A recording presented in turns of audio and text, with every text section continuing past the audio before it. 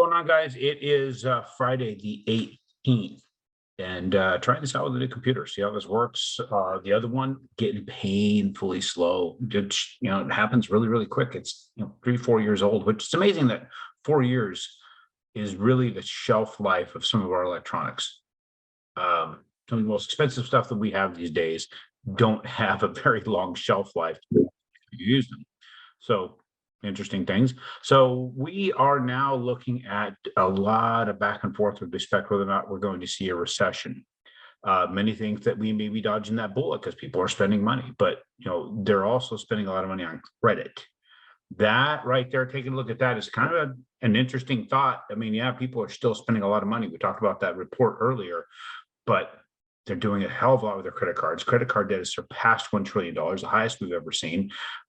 We also have student loans going to be firing back up again. I've got a few folks that thought that didn't have to pay what they had because of the promise of the current administration, and now they got leaks on their credit and they're to deal with that. So if you have a student loan or you had any loans that you were supposed to be paying on whatsoever, regardless of what anybody tells you, keep up your payments. Don't ever put yourself in a position where you can allow your credit to be negatively influenced because of the promise of somebody who may or may not be delivering on that promise. Just do what you're supposed to do. You go out there and you get it, pay for it, period. It's going to make it simpler for you in your life. Doesn't compound, doesn't create issues for you in the future. So I don't think that, I don't know what the recession situation is going to be. I personally believe that we had it relabeled. So there's a solid chance we tiptoed into one and are going deeper into it. But yet what we're hearing from the regular media is not going to tell you that because they redefined it. So I think that we're going to probably hit something a lot heavier. I don't know how that's going to impact housing, though. Housing, let's actually look at charts, and we'll talk about housing as we look at charts. So what the main thing that I see people talk about right now with respect to the interest rates and houses and all these things, and there's one guy put something out on the social media saying, hey, these boomers, if you will, don't understand what we're like today because they talk about the high interest rates they had, but their houses were cheap back then. And when you look at the cost of or at least the wages at that time compared to the expenses, wages are much higher. I don't disagree with that. Our wage issue that we're dealing with right now is ridiculous when you consider what the difference is between the average wage earner and your top 1%er and how big that gap continues to get. It is crazy. So looking at the charts here, and you start seeing, go all the way back here where we showed this yellow line references where we started the in November of 2008, where they announced quantitative easing. They had all this money flowing into the markets, bringing down interest rates significantly. We're at a very, very, very high average house price, mid 400s, right? Now, we had house inflation going up significantly coming up to the crash of 2008. The cost of housing was going up because people had access to easy money, very, very easy money. And it was driving people to buy multiple houses and flip houses and make money overnight until that particular music stopped. And a lot of people couldn't find a seat. It came crashing down. A lot of people owned homes that weren't living in them. They weren't renting them. They were speculating on the price going up so they could flip it. And they could get a zero down investment property loan. That was a bad thing. Now what we have is people bought houses, and because of where the market sat way up in here, those really, really, really low interest rates, nobody bitched when the real estate agent said, if you want to get in the game and start bidding on houses, you got to bid 30,000+ over list. So we drove those prices up because it was so cheap to get the money. Now, had we not had the quantitative easing, I think we probably would have needed a little bit to stimulate the economy, but $8.9 trillion is a little excessive in my opinion.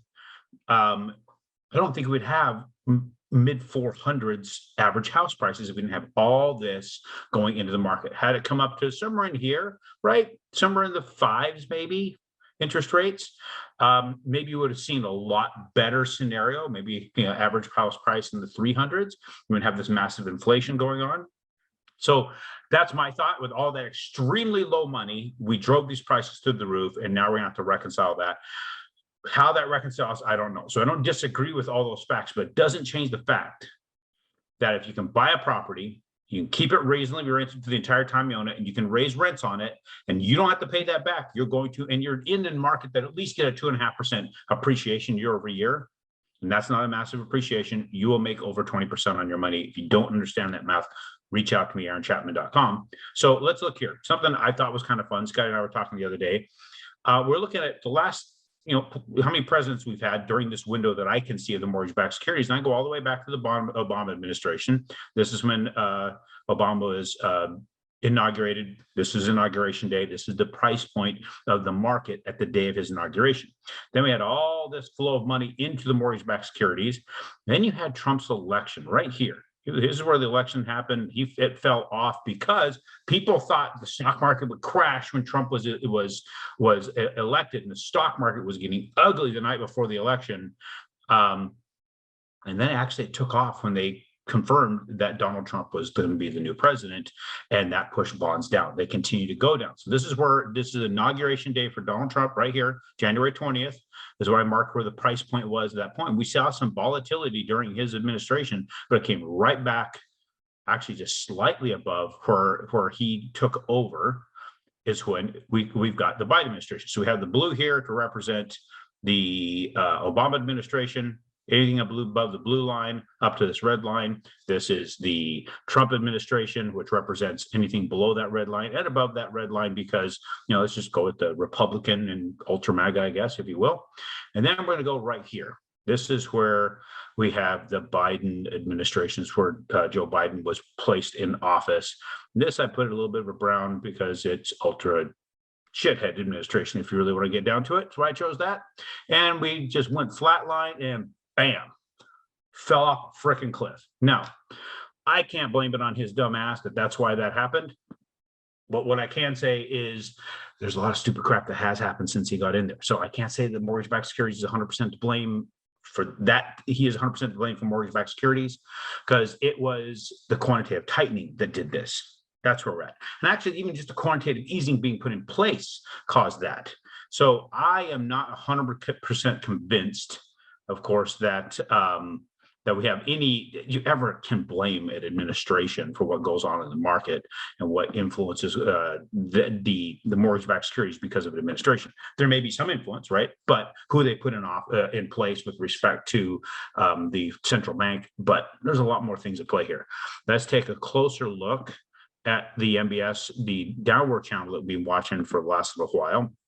And we are outside that channel. Now, I could be off on where this channel lies. It could be further down, but somewhere it's in this downward trajectory. We could actually be somewhere in here, but we're off that downward channel. Hopefully it does what it did before. Comes right back into it. Like right back here, it came right back into it after a period of time. Came back into it after a few days. I'm hoping a few days it comes back into the channel. Then we can be trading in here, and that's where we'll play with our lock period locks. I can't be certain though.